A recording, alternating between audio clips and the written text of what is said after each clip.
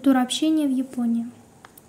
On peut trouver beaucoup d'histoires d'étrangères sur la difficulté de se faire des amis parmi les Japonais.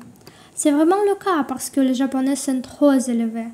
Ils ne montrent jamais que quelque chose ne va pas, gardent toujours la conversation, montrent de l'intérêt et prétendent s'amuser avec vous, pour puis disparaître de votre vie.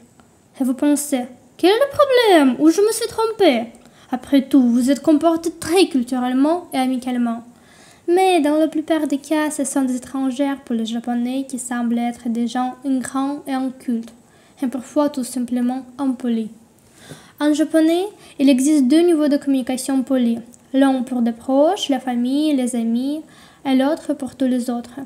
Beaucoup de choses qui nous semblent normales au Japon sont considérées comme simplement indécentes et inappropriées. Sourire. Au Japon, sourire signifie beaucoup. C'est une partie nécessaire de leur vie. Par conséquent, si vous ne savez pas comment sourire ou faire un visage amical avec un léger sourire, alors vous devez l'apprendre. Sinon, dites au revoir à vos amis japonais. Les Japonais ont un concept de sourire social, Miko-Niko. Sa fonction principale est de protéger, sauver les sentiments de l'autre. Les filles japonaises à l'entrée de l'escalator dans les grands magasins souriant s'inclinent devant chaque acheteur. 2500 sourires par jour. Sur le visage d'un japonais, il doit toujours y avoir une expression de joie, afin de ne pas imposer sa tristesse à ses amis et connaissances. Retard. C'est une faute la plus grossière. Rappelez-vous, au Japon, vous ne pouvez pas être en retard. C'est un tabou qui concerne le travail, les études et même les amis. Naturellement, il y a parfois des situations où vous ne pouvez pas nous empêcher d'être en retard. Et dans de telles situations, encore une fois, il y a des règles de conduite avec les Japonais. Au minimum, il faudra présenter des excuses très fortes. Mais même dans ce cas, le Japonais ne peut pas vous pardonner une erreur comme un retard. Des mots d'excuse et de gratuite. Quoi de plus simple que de vous excuser lorsque vous avez fait quelque chose de mal, ou de remercier pour quelque chose de bien comme de l'aide? Pas au Japon.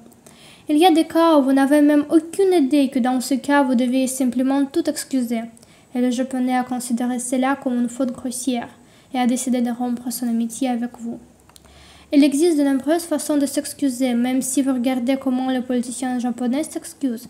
Vous pouvez compter environ 20 espèces. Dans une société où le moindre écart par rapport à des normes de conduite clairement définies est considéré comme une faute grave, il était important de créer un mécanisme pour corriger les fautes. Ce mécanisme repose sur les excuses en japonais qui ont non seulement une forme verbale, mais sont exprimées sous différentes formes, jusqu'à la commission d'un suicide rituel. Le rôle du rituel des excuses en japonais revêt une très grande importance. Ainsi, par exemple, les excuses des politiciens ou des hommes d'affaires prennent parfois la forme d'une annonce de démission. L'étiquette exige d'utiliser des mots d'expression témoignant de profondes excuses sincères. Exprimer sa volonté de clarifier la faute et les excuses. Exprimer sa détermination à remédier à la situation. Exprimer son point de vue. Au Japon, ce n'est pas habituel, un tel comportement sera considéré comme une agression. Ils n'aiment pas exprimer leur opinion ou prendre l'initiative. Les qualités de leadership au Japon sont une chose très spécifique.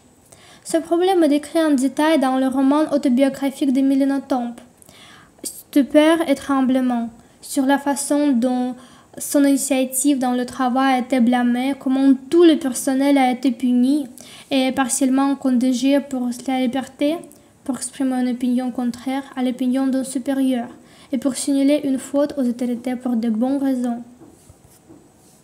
Civilité. Au Japon, il n'est pas habituel de faire des compliments. Les Japonais complimentent souvent les étrangers, mais pas les leurs. Les vrais Japonais remercient rarement pour les compliments qu'ils adressent.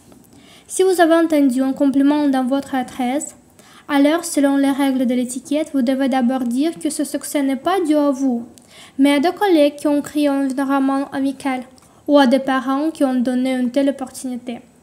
Si vous remerciez, accepter un compliment, cela peut être une raison de refuser votre amitié, car cela servira de mépris évident pour les gens autour de vous. Il me semble que Masahiro est le japonais le plus célèbre de la littérature russe. C'est un personnage de la série policière Boris Akunin sur Erast Fandora. Dans le film Statski Savetnik de 2005, il a été joué par un vrai japonais, Masami Agawa.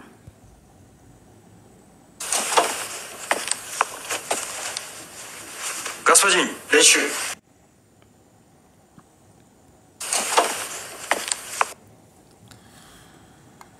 Si vous lisez son interview, vous pouvez voir de nombreuses caractéristiques qui vivent de la mentalité japonaise.